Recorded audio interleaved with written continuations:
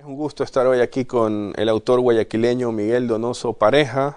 Miguel es uno de los 2 o 3 escritores vivos más importantes que tiene el Ecuador. Su obra incluye más de 20 títulos y es una de las más apreciadas dentro y fuera del país. Miguel se ha desempeñado como jefe de la sección de literatura de la Dirección de Promoción de Cultura de México. Ha sido director de los talleres literarios de la UNAM, director junto con Cortázar, Rulfo y Revueltas, de la revista Cambio. También ha estado a cargo de la Casa de la Cultura Ecuatoriana, entre otros cargos, ¿no? Yo, Miguel, te agradezco por aceptar esta invitación a conversar hoy.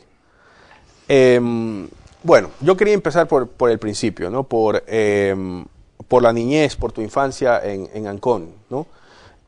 Con una breve interrupción, viviste en Ancón por 11 años, ¿sí? Y siempre te has referido a esa etapa como una etapa muy feliz de tu vida, ¿no? Tu padre trabajaba para la Anglo Ecuadorian Oilfields ahí en Ancón y dices que no fuiste a la escuela ahí porque tu padre no quiso, ¿no? Que tu padre no tenías derecho a estudiar con los estudiantes ingleses, pero tu padre tampoco quiso inscribirte con los estudiantes locales, digamos. Entonces, tu primera educación fue una serie de profesores particulares que fueron a tu casa a enseñarte, digamos, ¿no?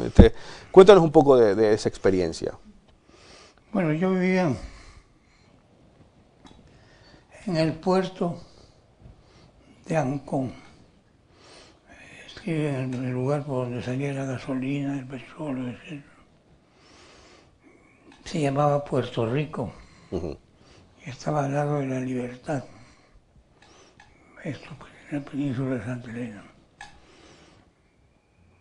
Tuve la niñez muy feliz porque vivía en traje de baño, me la pasaba en el mar, en el agua, con los pescadores, etc. Tuve una niñez hermosa, tranquila. Mi padre tenía sus temas. Él era el gerente del puerto de Ancón, gerente del puerto por donde salía el petróleo. Vivíamos en el barrio inglés. Mis amigos eran 2 ingleses, Bobby Walton y Edwina Watkins, a donde yo iba a pasar el día a veces. Y entonces teníamos el enfrentamiento de 2 culturas tan distintas. La exactitud, la medida de la madre inglesa, que medía las cosas por calorías. En esa época los ingleses medían las cosas por calorías, ¿eh? Sí, era muy meticulosa, había sido enfermera. Y en la hora del té, que era la hora más rica de los ingleses, porque es el único momento en que comen bien, yo quería comer una galletita más. No Decía, podía. no mi abuelito, No, mi abuelito, porque nunca puedo decir Miguelito. No mi abuelito, usted ya tomó muchas calorías. Ahora tiene que bajar la comida, porque ya es usted exagerado. Y bueno, el enfrentamiento de 2 culturas. Pues cuando yo iba a la casa de los inglesitos, tenía que llevar una maleta con ropa. para vestirte para la hora del té. Para la hora del almuerzo o de la mesa, en cualquier momento tenía que vestirme. Y todo se comía muy medido. En cambio, cuando los inglesitos venían a mi casa, era el despelote total. Comían como energúmenos todo lo que caía por sus manos, sin medida. Tú decías en algún momento que en esa época ya para ti la lengua se convirtió en una especie de soledad, ¿no? Es decir, con estos ingleses jugabas, pasabas el día, ¿no? Pero ya cuando ellos tenían conversaciones domésticas, ¿no? Y que eran en inglés, tú te quedabas como al margen, ¿no? O sea, la lengua en ese sentido fue para ti esa especie de momento solitario, digamos. Porque mi padre, que hablaba perfectamente el inglés, que era casi un inglés porque había vivido en Londres muchos años, nunca quiso hablarnos en inglés. A ustedes. Porque decía que no era correcto hacerlo. Ajá. Cuando mi mamá no hablaba inglés. Es que en eso también era como muy inglés. ¿Y el inglés, o sea, lo aprendiste finalmente? ¿Cómo está tu inglés, digamos? ¿Lo hablas, no lo hablas, lo lees? No lo hablo, no lo leo. O sea, fue un... Bueno, no, en esta época, de esa época yo creo que viene ya esta relación tuya con el mar, digamos, ¿no? Es decir, el mar es una de Claro, las... yo me crié en el mar. Sí. Y me parece a mí que el mar está incluso dentro de la forma que tienes de narrar, ¿no? Esta especie de, si uno lee la obra de Miguel Donoso, estos flujos y reflujos, ¿no? Estas discontinuidades, estas capas superpuestas, ¿no? Eso viene, me parece a mí, de tu relación con el mar. ¿Tú crees que eso es así o ese ritmo, ¿no? Puede ser.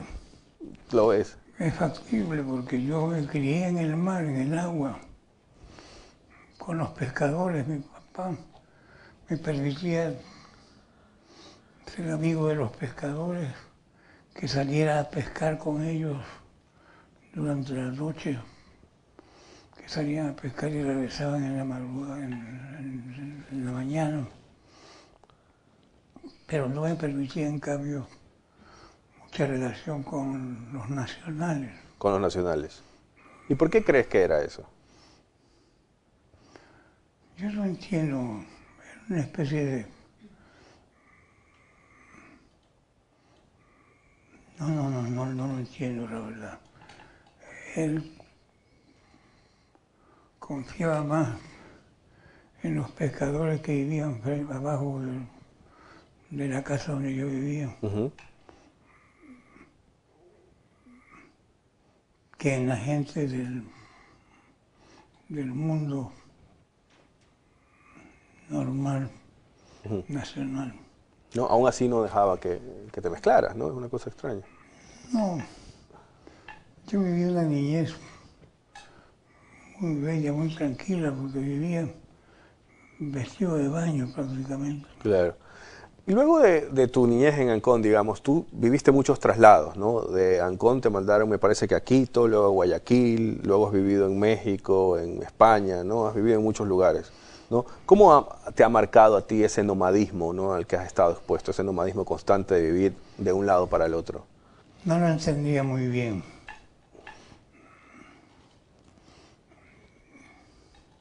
Siempre me mandaban con alguien a cualquier lugar. A Quito y a Guayaquil. Llegaba a Quito la tía fulana, Ajá. llévate a Miguelito. Llévate a Miguelito y Miguelito se fue.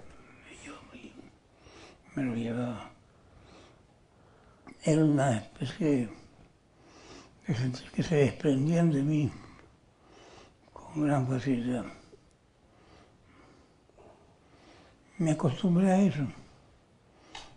Desde pequeño, digamos, ¿no? Desde chico. Muchas veces has dicho que uno de los mayores contribuyentes a tu formación literaria fue Alfredo Pareja Díaz Canseco, o sea, tu tío, ¿no? ¿Lo conociste a él en Quito o en Guayaquil? Lo conocí en Quito y en Guayaquil. En Quito y en Guayaquil. ¿Y cómo recuerdas tú a ese hombre que influyó tanto en tu juventud? No influyó mucho literariamente, excepto una vez, Una vez. que me vio leyendo una novela de Hugo Guast, Sí. un mediocre escritor argentino. Entonces me dijo, ¿qué estás leyendo? No leas pendejadas, me dijo. Yo te voy a mandar un libro que te va a gustar. ¿Y qué te mandó? Me mandó Las 1000 noches y una noche, la versión del doctor Madruz, y versión castellana de Blasco Ibáñez. ¿Cuántos años tenías? Unos 13 años. 13 años. De manera que leí Las 1000 noches y una noche, que era un libro muy erótico. Claro, y eso te marcó porque tu obra es súper erótica, digamos, ¿no? El erotismo está presente allí por todos lados. Lo leí, lo gocé con cuerpo y alma. Con cuerpo y alma. Textualmente. Textualmente, sí. Y bueno, de esa generación de escritores, ¿no? Miguel, Alfredo Pareja Díez Canseco, tú conociste a algunos, ¿no? Eras muy joven cuando murieron de la Cuadra Gallegos Lara y Palacio, pero sí conociste a gente como Gil Gilbert, por ejemplo, de quien dices que era el hombre más bueno, aunque sectario, algo así dices de él, y a Alberto Ortiz, ¿no? Que dices que era muy cálido con los jóvenes. Pero de Demetrio Aguilera Malta no te expresas bien, ¿no? Dices que tu encuentro con él fue una especie de desilusión, ¿no? ¿Por qué? Porque yo llegué recomendado a él, que había vivido muchos años en México. Uh-huh. Y cuando lo fui a visitar para que me ayudara en México,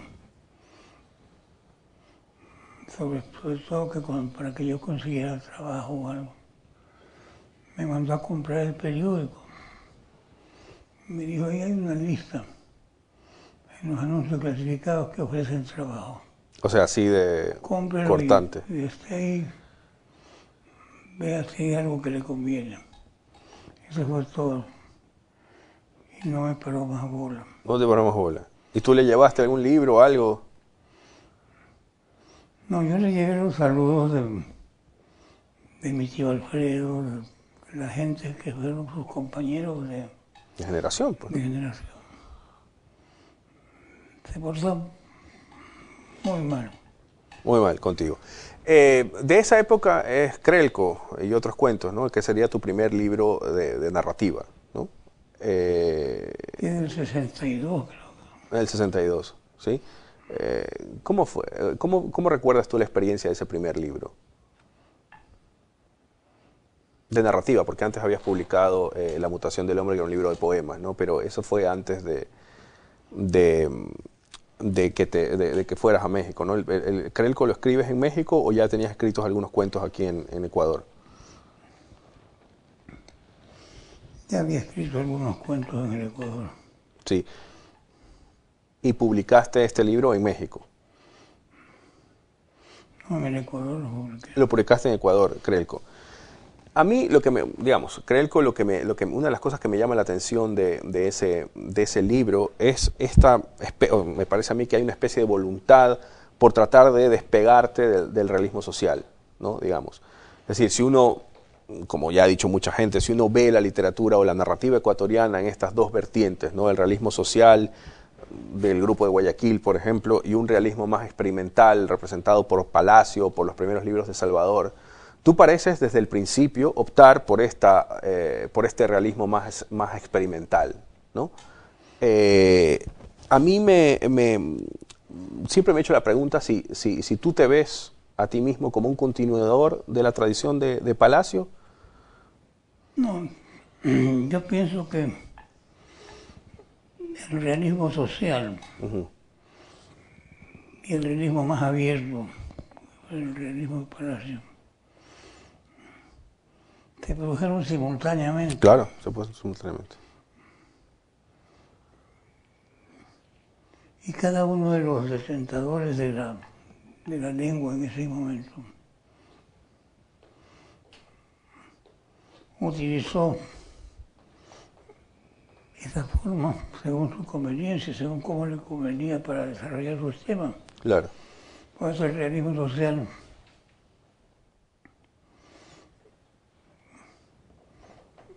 se utilizó mucho para la generación del 30, que hizo el realismo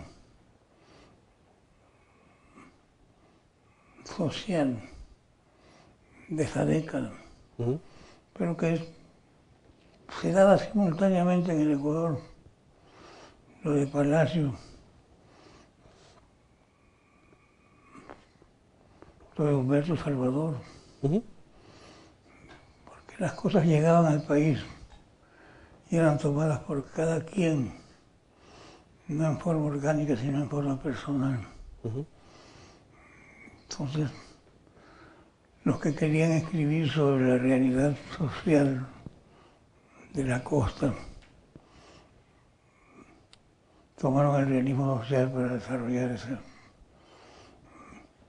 Mientras tanto, simultáneamente, había quienes recibían otra forma. Por ejemplo, casi simultáneamente se daba el psicologismo de Humberto Salvador. O sea, fueron dos fenómenos simultáneos, ¿no? Eso sin duda, ¿no?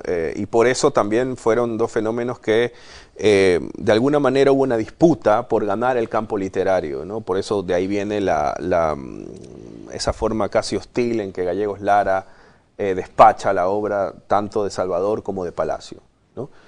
Y de alguna forma ese realismo experimental por mucho tiempo quedó casi olvidado, digamos. Ustedes lo rescatan gente como tú y se rescata en los 70s y en los 80s, ¿no?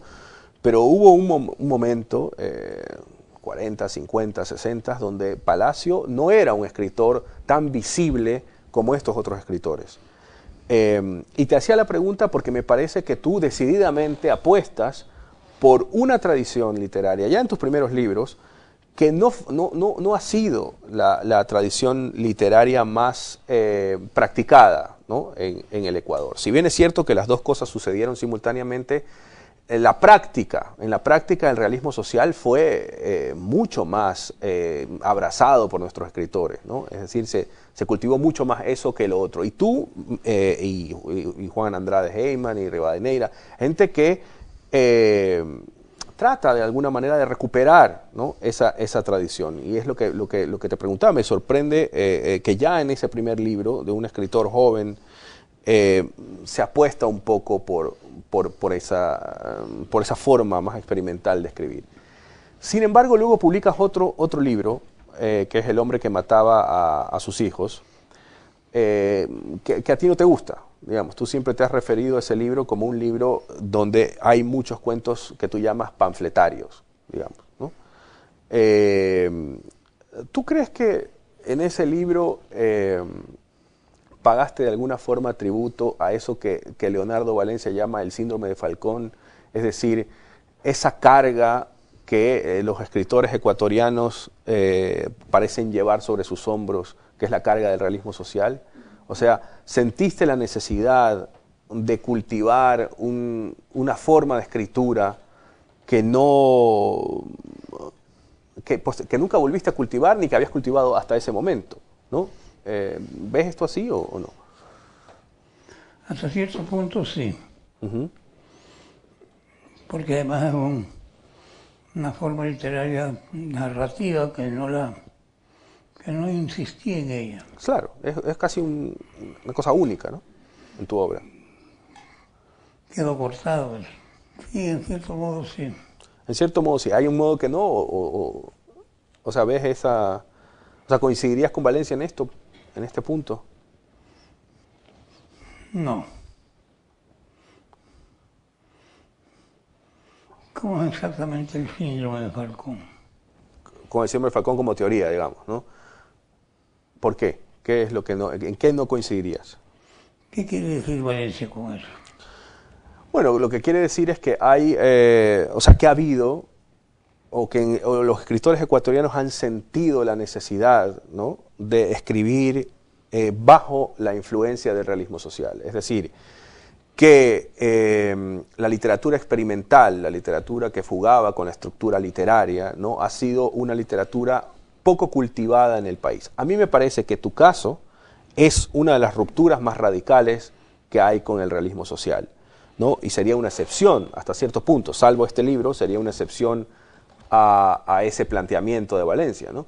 Pero lo que dice Valencia es que muchos de nuestros escritores han tendido, por lo menos, a seguir la fórmula del realismo social, ¿no? Es decir, esta idea de la representación nacional, de la representación de los problemas nacionales, ¿no? Que eso ha sido el móvil de sus textos, más allá de una preocupación por la forma de la novela, ¿no? y cosas así. Tú no lo ves de esta forma.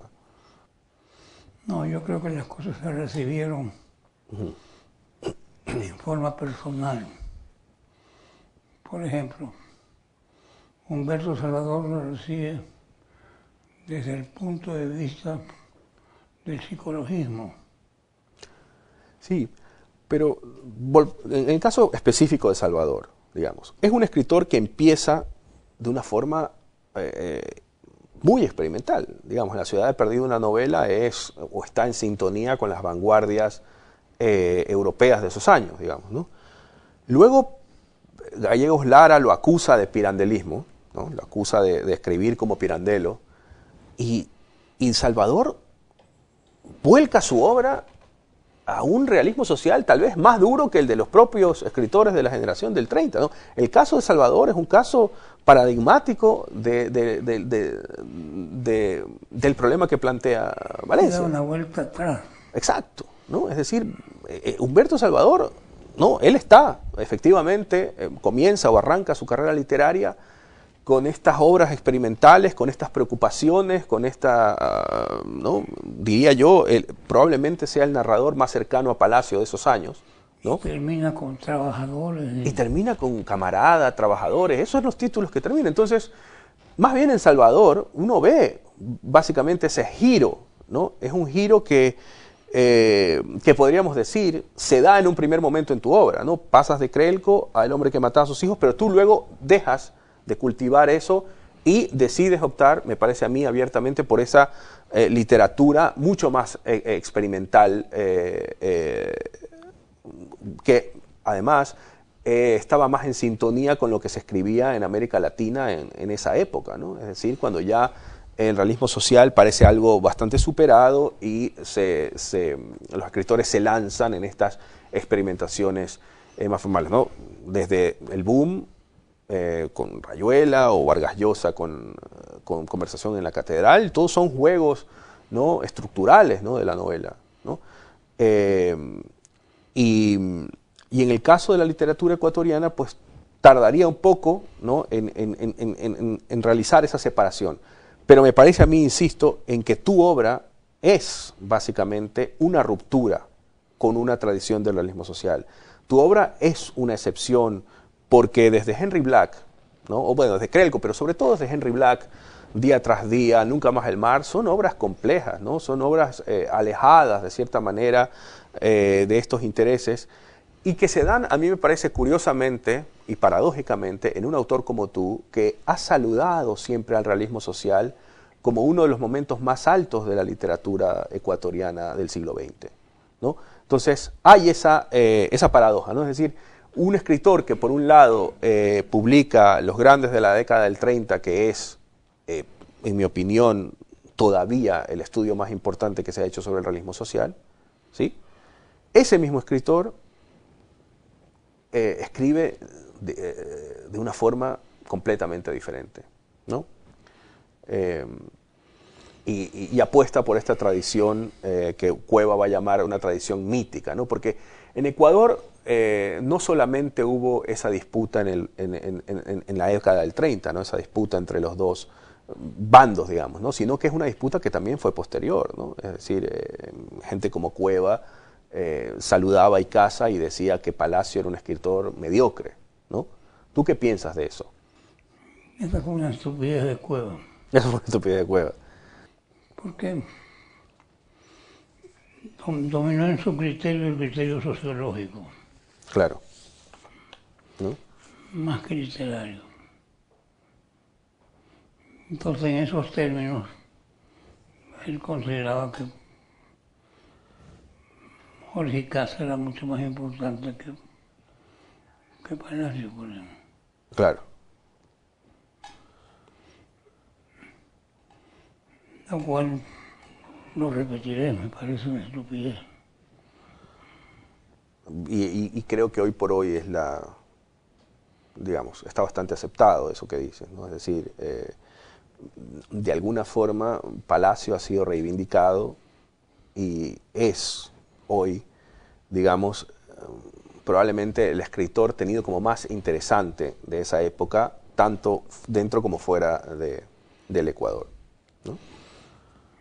Pero esa valoración también empieza por ti, ¿no? Es decir, tú eres uno de los primeros que difunde la obra de Palacio, ¿no? ¿Recuerdas ese texto que hiciste para, me parece que en Cuba, ¿no? Que lo publicaste con la intervención de varios intelectuales y críticos y escritores, no solamente ecuatorianos, sino latinoamericanos, ¿no? ¿Cómo fue la producción de ese libro? Una valoración múltiple sobre Palacio. Uh-huh. ¿Tú crees que ese fue el primer libro que le dio este empujón a Palacio para que sea conocido, para que salga un poco de un círculo cerrado de conocedores de literatura ecuatoriana? Es un cambio que se produce normalmente, Uh-huh. como tenía que ser. Uh-huh. Y Palacio se convierte en un tipo de vanguardia, no solamente en el Ecuador, sino en el resto de América Latina. Claro, hoy Palacio es eso.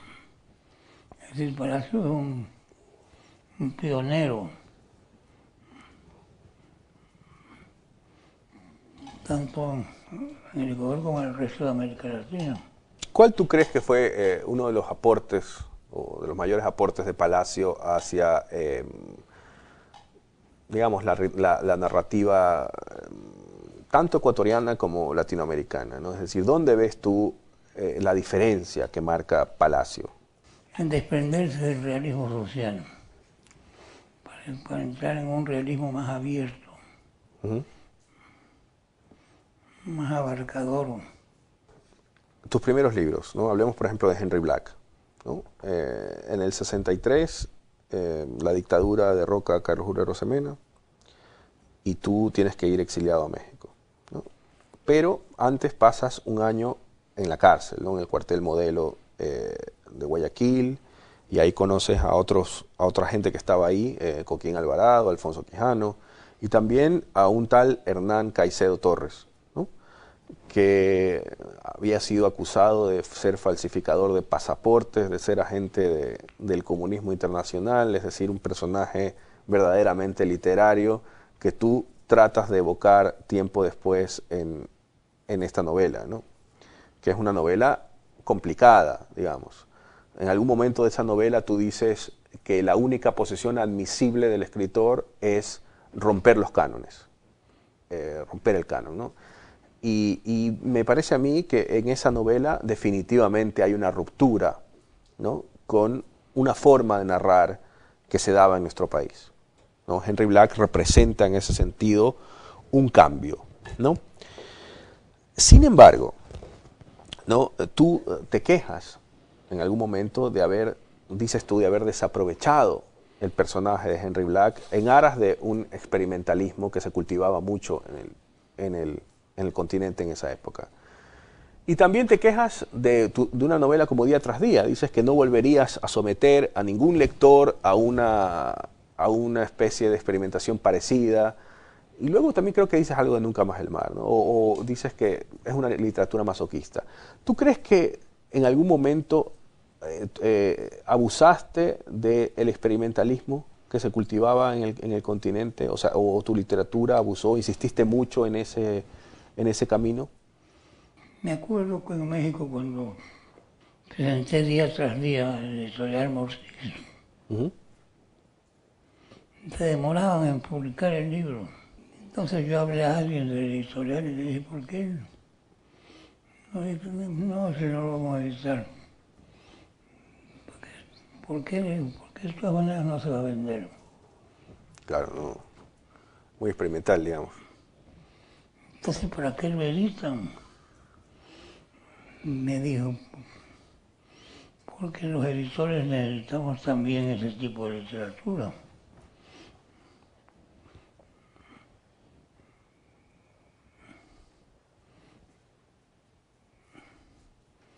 Nunca va a haber una segunda edición de ese libro, me dijo. Pero entonces, ¿por qué lo hacen? Porque necesitamos de la crítica. Claro. También necesitamos eso. Lo editaron y se cumplió lo que dijo. Fue muy bien recibido por la crítica. Fue muy bien recibido por la crítica. Sobre todo en en Europa. Sí. No, día tras día tienes reseñas de mucha gente, ¿no? Está reseñas de Ruffinelli, ¿no? O sea, es un libro que tuvo una buena recepción crítica, ¿no? Luego hiciste otra publicación aquí en el Ecuador, ¿no? De ese libro. ¿Qué tal fue recibido ese libro aquí en Ecuador, día tras día? No muy bien, No muy bien. ¿Por qué tú crees? porque estaba muy metido en el experimentalismo. Es una lectura para masoquistas, dije yo alguna vez. Exacto. ¿Y tú crees que había algo de razón en esa opinión o no? ¿O crees que era una opinión equivocada sobre tu libro?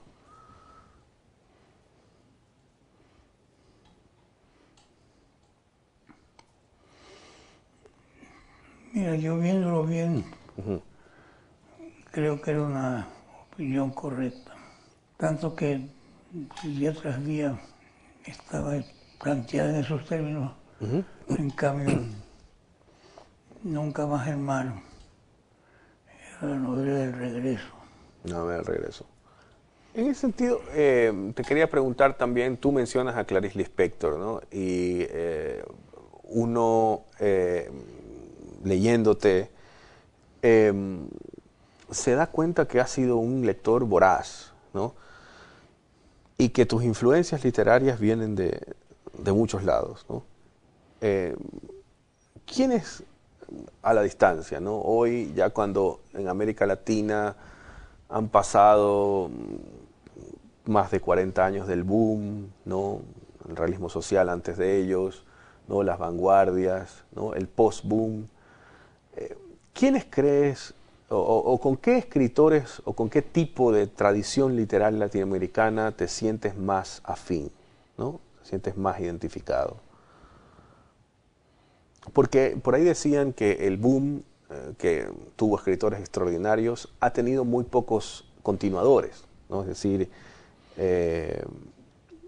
y que realmente lo que ha hecho las generaciones posteriores, por ejemplo, Aira o Bolaño, ¿no? Ha sido recuperar, ¿no? Una serie de escritores que escribían en la época del boom, pero que no eran el boom, ¿no? Que estaban como un poco eclipsados, un poco ocultos bajo este manto jerárquico que era el boom, ¿no? Digamos, en la literatura latinoamericana, ¿no? Pero todo este grupo de escritores tipo Di Benedetto, ¿no? Clarice Lispector también, ¿no? Manuel Puig, es decir, toda esta gente que por muchos años vivió a la sombra del boom, ha sido recuperada por estas nuevas generaciones, ¿no? En tu caso particular, ¿cuáles son para ti los escritores que consideras más cercanos en el ámbito de la literatura latinoamericana? Puede resultar una respuesta completamente falseada. Porque a lo mejor no tengo nada que ver con los escritores que más admiro. Claro, eso siempre es así, digamos. En realidad deben ser los lectores los que digan. Sí, eso es cierto, ¿no? Pero tú como lector, ¿con quién te sientes a quién te sientes más cercano? ¿Cuáles son los escritores latinoamericanos con los que realmente sientes una conexión? Como lector, aunque sea, ¿no? Es verdad que la pregunta va más para un crítico que para un escritor. Cortázar como novelista. Cortázar. Como novelista. ¿No te gustan los cuentos o no como cuentista? Me gustan menos los ¿Te cuentos. gustan menos los cuentos de Cortázar? Aunque hay gente que, por el contrario, Claro. lo prefiere como cuentista y no como novelista. Borges. Es inconcebible que a mí me guste Borges. ¿Es inconcebible que te guste Borges? Claro, porque no tiene nada que ver lo que yo escribo con lo que... No, pero yo más bien te veo muy cercano a Borges. O sea, te veo como un esteta, no sé. Te veo sí, como esa, ¿no? Borges. Sí. No tu literatura, ¿no? Pero cierta posición ante la literatura. Me parece que tú estás cercano a él, ¿no? Y al Cortázar novelista, sin duda alguna. Rayuela, y esto es de un experimentalismo bastante intenso, digamos, para la época. Pero Borges, que es uno de los que más admiro, no tiene nada que ver conmigo. Por más que escarbes y le rasques, no encuentras las señales de él. Has nombrado dos escritores argentinos. Tú viviste en México 18 años. ¿Con qué escritores mexicanos te sientes más conectado, digamos? ¿Qué escritores son los que más admiras en México? No encuentro. ¿Ninguno? Rulfo, que era amigo tuyo. Fuentes. Rulfo. Monsiváis. Pero Monsiváis en otra dimensión. Es un cronista, ¿no? Pero igual es un escritor. Es un cronista y sin embargo es un escritor que cultiva mucho el estilo. Digamos. No es un escritor que es muy cuidadoso con la forma de construir sus textos. Muy buen amigo, además. Muy buenos amigos. Buen amigo, Monsiváis. Salvador Elizondo. Yo era un admirador de Salvador Elizondo. ¿Eras? Ya no. Creo que sigo siendo. Sigo siendo. Es un escritor que ahora se han publicado sus obras. En México ahora es muy conocido, ¿no? Pero no era tan conocido en esta época en que tú vivías allí, ¿no? Pero encuentro muchas conexiones con Elizondo. Con él, sí. Una cosa que me llama la atención, tú eres un gran fanático del fútbol, ¿no? Y en uno de tus libros, aquí tengo la cita, haces una comparación futbolística entre las diferentes literaturas latinoamericanas, ¿no? Y dices que Ecuador pierde con México 2-0 con goles de Fuentes y Monsiváis, ¿no? Y dice que también perdemos con Perú 2-0 con goles de Bryce y Vargas Llosa, ¿no? Y perdemos 1-0 con Paraguay con goles de Roa Bastos. Siempre se ha tenido esta idea de la literatura ecuatoriana como una literatura a la saga, ¿no? de otras literaturas latinoamericanas, ¿no? Como una literatura un poco que cae derrotada, ¿no? Cuando se enfrenta a otras literaturas, no digamos metropolitanas, de la metrópoli, ¿no? Sino literaturas latinoamericanas, o sea, de países con el que tenemos muchas cosas en común, ¿no? Pero siempre está esta idea de la literatura del Ecuador como una literatura que está un paso atrás o dos, ¿no? ¿Por qué tú crees que se da ese fenómeno? Es la falta de imagen del país. Es la falta de imagen del país. ¿Tú crees que es una falta de imagen o, como dices en estos textos, que nosotros no tenemos un Bryce, un Vargas Llosa, un Roa Bastos o un Monsiváis? ¿O es una mezcla de las dos cosas? Ahí habría que profundizar un poco el asunto. Por ejemplo, ¿por qué no tenemos un Monsiváis? ¿Tú qué crees? A lo mejor sí lo tenemos. A lo mejor sí. ¿Quién para ti sería un Monsiváis, digamos? ¿O quién estaría cercano a eso? No se me ocurre. No se te ocurre ninguno. Bueno. Barbaridad. No, pero quién sabe, digamos, ¿no? Es decir, hay esta idea de... No sé si has leído la novela de Diego Cornejo, Las Segundas Criaturas. A mí me parece muy recomendable. Pero en esa novela, Diego Cornejo habla del personaje de Marcelo Chiriboga, ¿no? Se inventa una biografía de Marcelo Chiriboga, ¿no? Que es este personaje del boom ecuatoriano que inventan Fuentes y Donoso, ¿no? Y cuando yo leí esa novela me parece que la reflexión que hace Cornejo es precisamente esa, ¿no? Es decir, no tanto por qué la literatura ecuatoriana, que es la pregunta que se hacen muchos escritores en el país, ¿no? ¿Por qué estamos atrás o por qué no somos tan reconocidos fuera? Sino la pregunta que se hace Cornejo para mí es ¿cómo lidiar con eso? ¿No? Y me parece que llega a una conclusión interesante, que es una conclusión bastante parecida a la de Borges, del escritor argentino y la tradición, ¿no? Que es que aunque seamos el margen de América Latina, ¿no? Esa posición marginal casi siempre nos da una mirada, ¿no? Que puede ser distinta, ¿no? Es decir, el escritor que está en el margen o el escritor que escribe en los márgenes casi siempre puede realizar un diálogo mucho más abierto, ¿no? Mucho más flexible con estas literaturas más instituidas, ¿no? Precisamente porque esa marginalidad le permite otra mirada. ¿Tú crees que en algunos casos es así, digamos, la marginalidad del escritor ecuatoriano frente a Latinoamérica o del escritor latinoamericano frente a Europa le ha permitido una manera distinta de ver? Es lógico que le dé una manera distinta,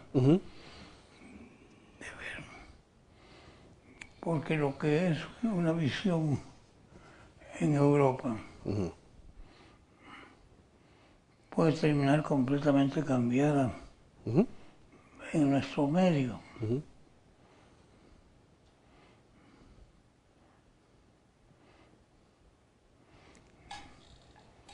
Y lo real es cierto, es eso, que todo lo que inventamos es cierto y que la realidad es lo increíble. Bueno, Palacio es un poco eso, ¿no? Es decir, tomar una modernidad literaria, unas vanguardias y tal, y al colocarla en una realidad distinta, ¿no?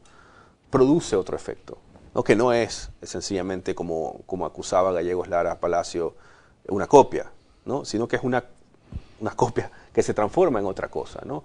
Pero lo que hay es que se diluye, ¿no? El original, digamos, ¿no? Hay algo así, ¿no? Sobre todo en la obra de estos escritores que tú llamas a Palacio un pionero. ¿Cómo, cambiando un poco de tema de narrativa a poesía, ¿no? ¿Cómo ves el lugar de la poesía en tu obra, ¿no? Digamos que la poesía no tiene esa cantidad de libros que tienen tus novelas y tus cuentos, pero igual es una producción importante para ti.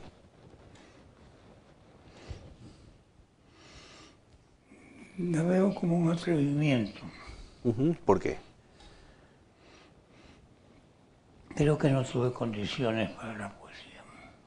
Lo dices eso ahora.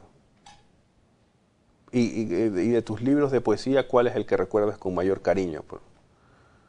¿Y por qué? Todo con cariño y hasta cierto punto con vergüenza. Con vergüenza y con cariño. Bueno, no está mal. Bien. Bueno, volvamos un poco a tu vida, ¿no? Es decir, en 1982, luego de un largo exilio mexicano, decides regresar al Ecuador, ¿sí? Y vuelves al Ecuador como un escritor respetado, digamos, ¿no? Habías pocos escritores, me parece a mí, que han sido visibles fuera del Ecuador como tú, que han participado activamente de la vida cultural de otro país, o de un país como México encima, ¿no? Y han ejercido cargos en instituciones culturales, dirigiste talleres en la UNAM, dirigiste una revista como Cambio Importante, publicaste, como hablabas hace un momento, en una prestigiosa editorial como Joaquín Moritz. Entonces regresas al Ecuador como un escritor respetado, prestigioso, tal vez no un escritor de mayorías, porque es difícil que la obra de Miguel Donoso, con su complejidad, sea para las mayorías, ¿no? Pero sí en un escritor de culto, ¿no? Me llama la atención que no regresas a Guayaquil directamente, sino que decides irte a Quito, ¿no? Una ciudad que en tu infancia decías que no habías conectado mucho por esta cuestión del frío, por la soledad que sentiste allí, ¿no? ¿Por qué no regresas a Guayaquil? ¿No? ¿Por qué? Me preguntaron eso en Quito, esperando quién sabe qué respuesta. Claro, ¿no? Diciendo... Y yo les dije algo que era muy cierto. Les dije que lo hacía para no regresar del todo. que de todas maneras me sentía en cierto modo fuera del país, todavía, porque no había llegado a Guayaquil, que era mi lugar, toda mi esencia. Ujú. Que en realidad me fui a Quito para no regresar del todo. Para no regresar del todo, ¿no? Es decir, estuviste 4 años en Quito antes de dar el paso definitivo de regresar a Guayaquil, ¿no? ¿Cuál es tu relación con Guayaquil? Es decir, a juzgar por tu obra, creo que es una relación un poco tirante, digamos. Hay atracción, pero también hay un rechazo, ¿no? Hay una determinada ambivalencia, ¿no? De hecho, te refieres a Guayaquil como esa ciudad que es una de esas mujeres feas, que es el terror de las bonitas, que son el terror de las bonitas, ¿no? ¿Cuál es tu relación con Guayaquil? Eso, Esa de ahí. exactamente eso. Una fea que tiene un atractivo de bonita. Que son el terror de las bonitas. Son el terror de las bonitas. ¿Qué piensas de la ciudad, de su... Guayaquil es fea, Es una ciudad fea. A pero pesar tiene de... su encanto. ¿Y en qué estaría ese encanto? Lo he pensado mucho. Creo que es en su gente, en la manera de ser del guayaquileño, que se cree muy vivo y es muy inocente. Si va a pelear, se lanza a pelear. No sabe pelear de counter con... Y es exactamente eso. Sí. Es una mujer fea, ¿Cómo pero que es el se- terror de las bonitas. Sí, y yo me preguntaba, bueno, en este tema Guayaquil-Quito, ¿no? Es decir, cuando tú regresas al Ecuador, publicas Nunca más el mar, que es la novela de regreso. Y el mar, como hablábamos, tiene muchos significados en tu obra, pero también es lo opuesto a la montaña, el mar, digamos, ¿no? Es decir, hay algo en esa novela que juega entre esos dos espacios, ¿no? Es decir, hay, y a menudo tú te refieres en otros libros, ¿no? Identidad de esquizofrenia y cosas, que esta contraposición entre Quito y Guayaquil es uno de los ejes que han marcado la cultura nacional, ¿no? Es decir, y la literatura también. Es decir, el siglo XX, por ejemplo, uno empieza con A la Costa y termina con Ratas y Ratones y Rateros. Es decir, dos producciones que tratan de alguna manera de la compleja relación entre las dos ciudades, ¿no? ¿Qué hay de eso? El Ecuador es un país esquizofrénico. Ujú. Por un lado Guayaquil, que es el mar, la libertad. Por otro lado Quito, que es el frío y es la montaña. La carita de Dios, como le dicen. Yo digo que es la nalguita de Dios. Porque, Y no lo digo por ofender. Lo digo para bien, porque de todas maneras la nalguita de Dios debe ser tan linda como la nalguita de cualquier bebé. ujú, En cambio, la carita de Dios, quién sabe cómo sea. Lo quién mejor sabe, es más feo que una patada en los huevos. a lo mejor. Para mí el infierno era frío. Esa era mi idea, porque de chico me mandaron a vivir aquí, ¿no? Ujú. Con una tía mía. Y entonces para mí el infierno era eso, era frío, no caliente. Y la relación de Quito y Guayaquil es una relación esquizofrénica. En el sentido de que está partida, digamos, ¿no? Una separación, o ese escindido. Está escindido lo que debería estar unido. Dicen que Quito es una ciudad bella. Puede ser. Pero entre Quito y Guayaquil, yo pienso que Guayaquil es eso. Una ciudad Es bella. como una mujer, una ciudad bella por su gente. por su conducta, por su manera de ser. Es como todas esas mujeres feas que son el terror de las bonitas. Tú, en este libro Identidad de Esquizofrenia, ¿no?, hablas del problema del Ecuador y lo centras en esa ruptura, ¿no?, entre Quito y Guayaquil, ¿no? Y hablas de esta identidad escindida como algo que debe superarse, ¿no? Es decir, como algo que Quito y Guayaquil necesitan complementarse. Pero la pregunta que tengo yo es, por mucho tiempo los intelectuales ecuatorianos se han hecho la pregunta por la identidad, ¿no? La has hecho tú, la hizo Adún en su libro Señas Particulares, Ecuador, Señas Particulares. ¿Tú crees que esa pregunta se ha vuelto casi una obsesión en el país? Es decir, ¿por qué, ¿no? Y en esto recuerdo un poco lo que decía Bauman, porque dice, ¿por qué hay algunos pueblos que están obsesionados con su identidad, ¿no?, en saber quiénes son o qué son, en vez de preocuparse más en lo que hacen, ¿no?, en cómo actúan, ¿no? Es decir, la pregunta por la identidad ha pasado a ser casi un tema, ¿no?, de cualquier panel, ¿no?, de cualquier proyecto político, ¿no? ¿No te parece que se ha abusado un poco del tema de la identidad? Sí, pero eso no quita que en la realidad se hagan cosas. Guayaquil hace cosas muy significativas.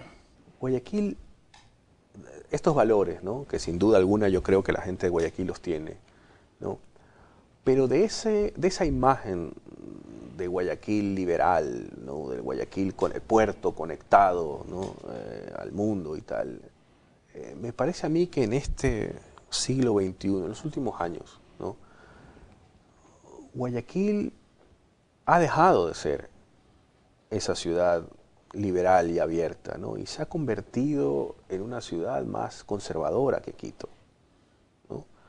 Por alguna razón, ¿no?, Guayaquil es una ciudad que se ha vuelto un poco más intolerante, ¿no? Es decir, todos los temas, ¿no?, la homosexualidad, el aborto, todos estos temas, en Guayaquil tienen mucho menos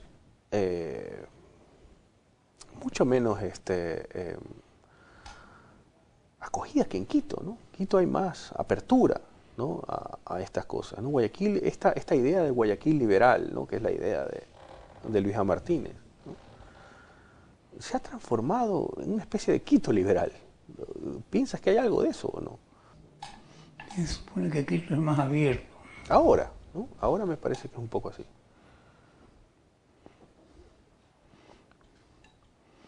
Guayaquil se ha vuelto más conservador. Bueno, ¿por qué se da ese fenómeno? ¿Por qué tú piensas que se da? Es decir,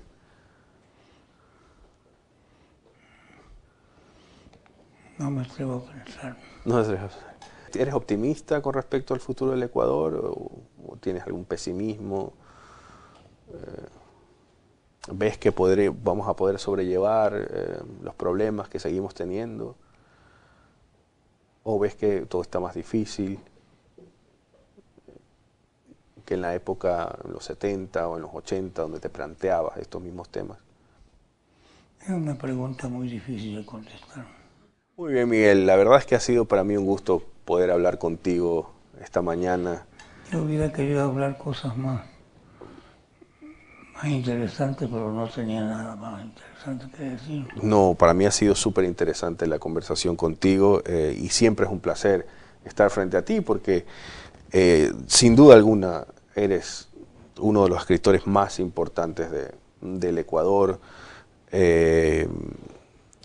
Yo creo que en esa comparación futbolística que tú tienes, yo creo que siempre habría un par de goles y uno de esos goles sería tuyo, digamos, ¿no? Muchas gracias, Miguel, por estar aquí hoy. Gracias. No me lo digas porque voy a terminar creyendo. Bueno, pues Miguel, un abrazo. Te Gracias. agradezco mucho por la entrevista. No, gracias a ti por venir.